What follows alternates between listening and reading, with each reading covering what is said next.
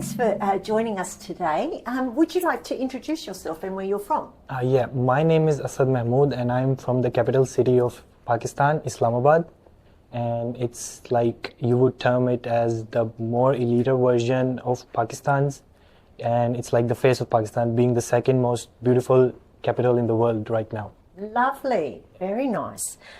So when you were at home and you were applying for your visa and to come to AIAT, what was going through your mind and what happened when you got accepted? Yeah, so I'll go a bit back on like the inside of what led me to come to Australia. So so my background is that I've done my bachelor's in electrical engineering, and as soon as I was done with that, I knew that I had to move abroad. And when my search was going on, that which country was I looking forward to, so Australia was like, Australia's always been up there in like leading in terms of education, sports, infrastructure, and everything. You see, Australia is up there as well. So I was clear that I need to go to Australia. And why AIAT and specifically IT is that after doing electrical engineering, I realized that at some point to excel in, the job market and just to stand out a bit, I need to excel myself in certain skills that this degree would enhance me with. And specifically AIAT, I got recommended from some friends as well and had a bit of chat with other people, and it was really wonderful that I selected it, and it's been a great journey so far. And Fantastic. It was very encouraging and motivating for me as soon as I got through with my visa and everything, and it was So brilliant. you're quite excited when it came through? Yep. Yeah. Absolutely. And what were you looking forward to the most? Yeah, so basically what was going on in my mind while moving here was that I wanted the international exposure. So basically Australia, we all know that it's a multicultural society and everybody's living and, helping each other with everything ups and downs as well. So I just wanted that exposure so that I could learn from that, and so that even when I go home and sit down with people, I can share ideas and, I can learn from them and give back my things that I've learned from here. So it was all about the international exposure and grooming myself, and at the end returning back to the society as well. Were you homesick, or do you still get homesick?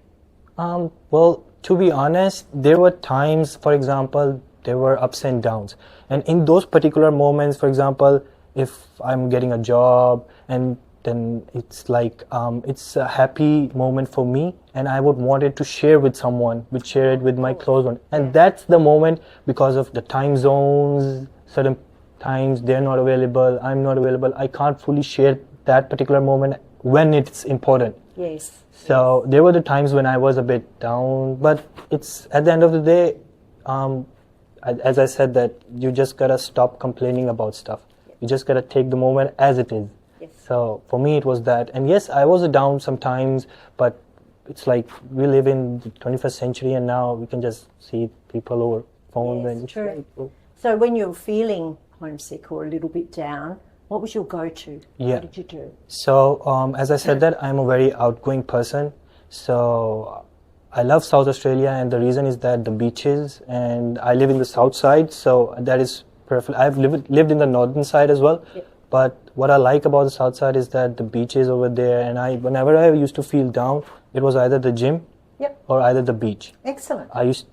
It didn't matter to me that I would have company with me or I would have people with me. It was just that you could find people on your way. Yep. Just sit down over a cafe, have a coffee, you can just chat with someone and you can just share yourself, you can just learn from them. And it was, to me, as I said, that it's all about new experiences for me. So I was clear.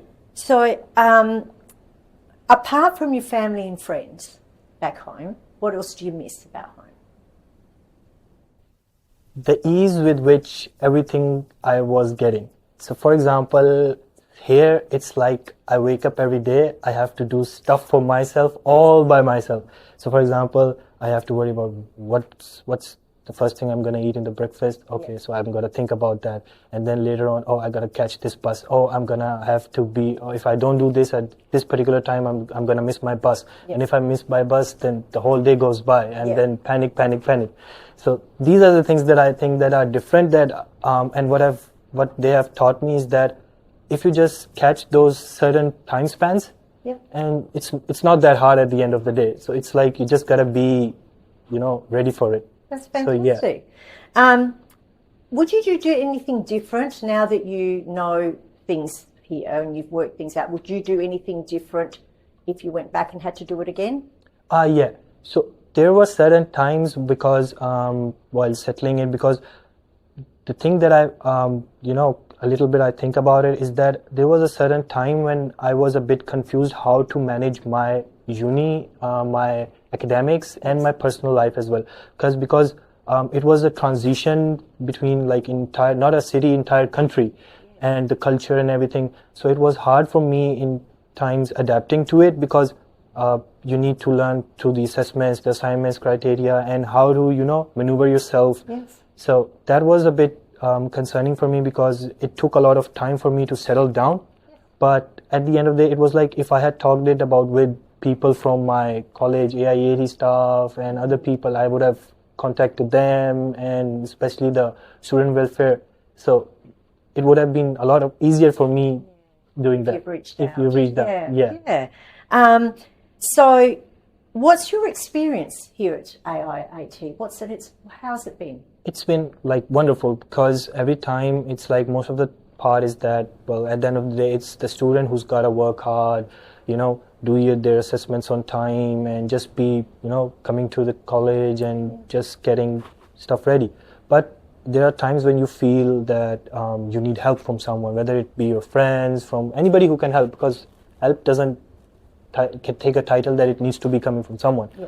So at AIAT, it's that the help desk staff and everybody has been like really super approachable. Oh, that's good. Like within a mail, like any query regarding like you could the fees, the academics, any situation, I could have just emailed them and would get a response in less than a day. And that's super convenient when everything is going on a rapid pace. Yeah. That's excellent. Yeah. Good to know. Yeah.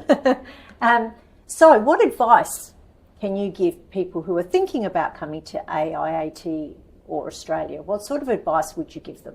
Yeah, so the first step would be that you need to be clear in your mind that what do you want to do.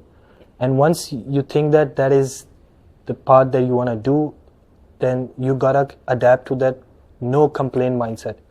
It's that you don't have to complain about anything, because if you start complaining, and then you can't attract positivity, because once you start complaining about, for example, you say that I wish that it was raining today, and it's not raining, and it's a sunlight outside, and you should not complain that it's not raining. You should be happy that it's sunny. You should just enjoy it, and because positivity attracts positivity. Yes. Because if you don't, then you start getting expectations, and when those expectations are not fulfilled, depression follows, stress follows, and that's not what we want, because it's like everybody's alone, and you don't want that to happen. No. So it's like, just have the positive mindset and stop complaining.